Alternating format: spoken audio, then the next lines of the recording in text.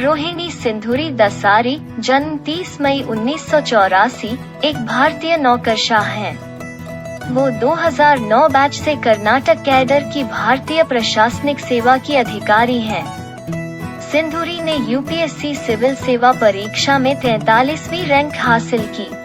उन्होंने एक आईएएस अधिकारी के रूप में अपने करियर में विभिन्न विभागों में काम किया। उन्होंने मैसूर जिले के जिला मजिस्ट्रेट के रूप में कार्य किया। सिंधुरी का जन्म 30 मई 1984 को आंध्र प्रदेश में हुआ था। उन्होंने बीटेक केमिकल इंजीनियरिंग की पढ़ाई की। उन्हें 2009 बैच के आईएएस अधिकारी के रूप में चुना गया है। सिंधुरी की शादी आंध्र प्रदेश के एक सॉफ्टवेयर इंजीनियर सुधीर रेड्डी से हुई है और उनका एक बेटा और एक बेटी है। वह तेलुगु, अंग्रेजी, हिंदी, तमिल और कन्नड़ सहित कई भाषाओं में धारा प्रवाह है। एक सिविल सेवक के रूप में सिंधुरी की पहली पोस्टिंग 29 अगस्त 2011 से 31 अगस्त 2012 तक तुमकुरू में सहायक आयुक्त के रूप में हुई थी। इसी अवधि में वो तुमकुरू के शहरी विकास विभाग के प्रभारी आयुक्त थे और 31 दिसंबर 2012 तक इस पद पर बने रहे। आयुक्त के रूप में उन्होंने स्रोत पर कर संग्रह का कंप्यूटरीकरण किया था। अजगोडानहल्ली गांव में 42 एकड़ निगम भूमि पर कब्जा करने में सक्षम थी, जो 2006 से लंबित थी। निगम की नीलामी की दुकानें जो खाली पड़ी थी, निगम के लिए 10 करोड़ का राजस्व उत्पन्न कर रहा था। हटाने में महत्वपूर्ण भूमिका निभाई थी होरपेट रोड, जेसी रोड और कायद संतरा मुख्य सड़कों पर अतिक्रमण का मामला।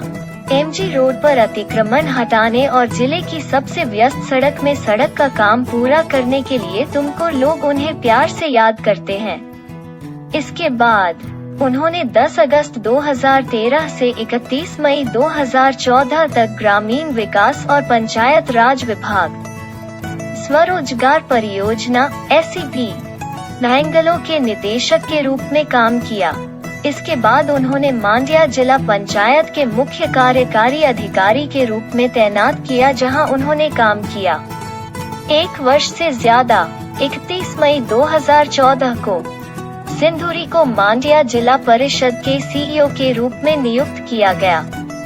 सिंधुरी ने 2014-15 के दौरान 1.02 लाख घरों में व्यक्तिगत शौचालय उपलब्ध कराने के लिए एक अभियान शुरू किया और पिछले जुलाई से इसने जिले भर में 1 लाख व्यक्तिगत शौचालयों का निर्माण किया था, जिसने राज्य में स्वच्छ भारत अभियान में जिला नंबर 1 और भारत में तीसरा स्थान बनाया। सिंधुरी ने पेयजल के लिए केंद्र सरकार के 65 करोड़ के अनुदान का सफलतापूर्वक उपयोग किया और इस अनुदान का उपयोग करके सिंधुरी और उनकी टीम ने जिले भर में 100 शुद्ध पेयजल इकाइयों की स्थापना की। केंद्र सरकार ने इसे मान्यता दी और इसी उद्देश्य के लिए 6 करोड़ अतिरिक्त प्रदान किए।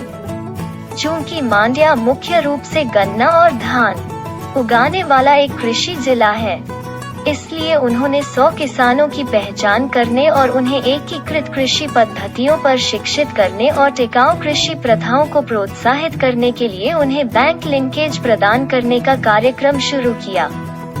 उन्होंने जिले में कन्या भ्रूण हत्या पर भी गंभीरता से विचार किया और स्वास्थ्य विभाग और आशा कार्यकर्ताओं को इस तरह की घटनाओं की रिपोर्ट करने और माता पिता को इस प्रथा के खिलाफ शिक्षित करने के लिए संगठित किया।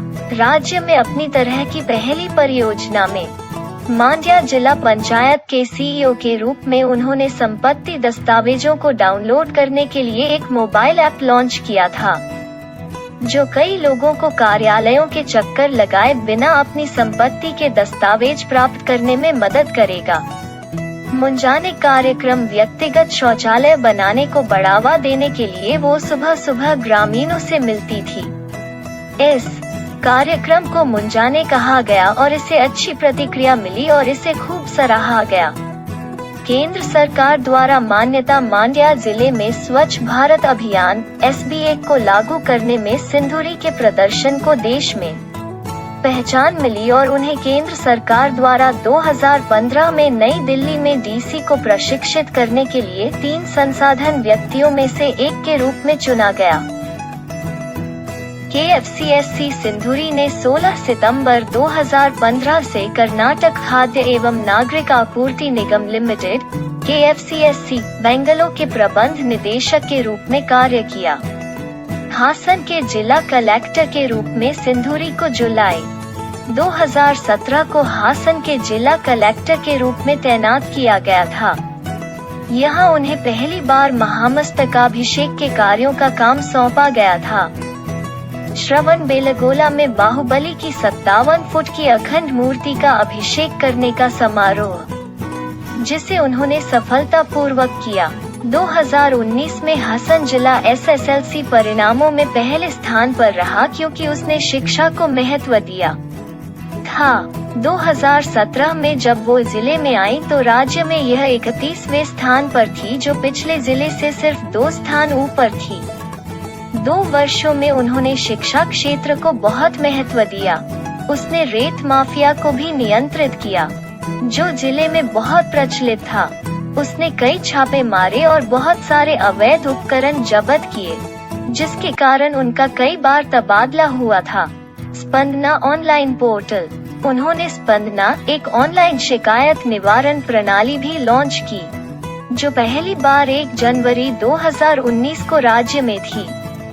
यहाँ कोई भी अपनी शिकायतों को दर्ज करने के लिए पोर्टल पर लॉग इन करके आसानी से अपनी शिकायतें ऑनलाइन जमा कर सकता है।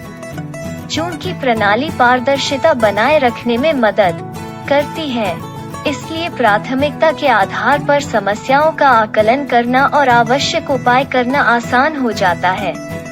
विवादास्पद स्थानांतरण, जुलाई 2017 को नियुक्त होने के बाद सिंधुरी को जनवरी 2018 में हसन के जिला कलेक्टर डीसी के रूप में उनकी नौकरी में सिर्फ 7 महीने में एक स्थानांतरण जारी किया गया था।